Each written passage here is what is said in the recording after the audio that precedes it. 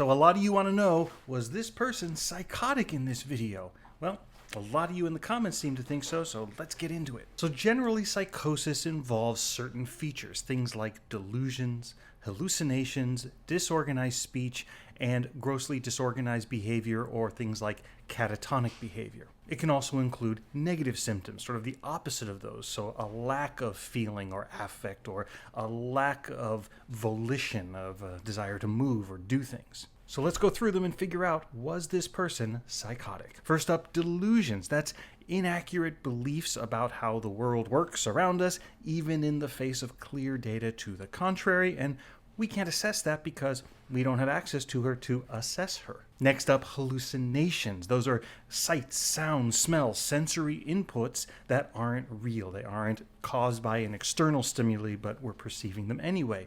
Again, no access to her, so we can't assess that. Next up, disorganized speech. That's sort of incoherent speech, frequent derailments, and that's not clear here because we don't have access to her to assess her, to see whether or not the things she's saying make sense to her and are coherent in terms of what she's trying to say.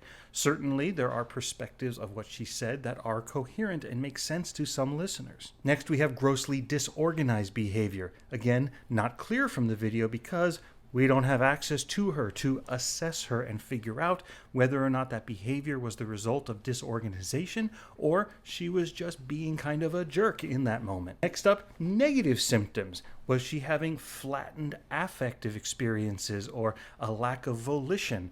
No evidence of that in the video either because we don't have access to her in order to assess her. I hope at some point you're starting to get the message. Stop trying to assess people online without access to them.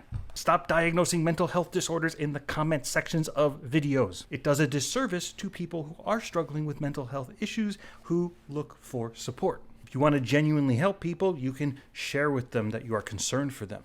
Tell them that here are some resources you can go to if you think you might be struggling and need support.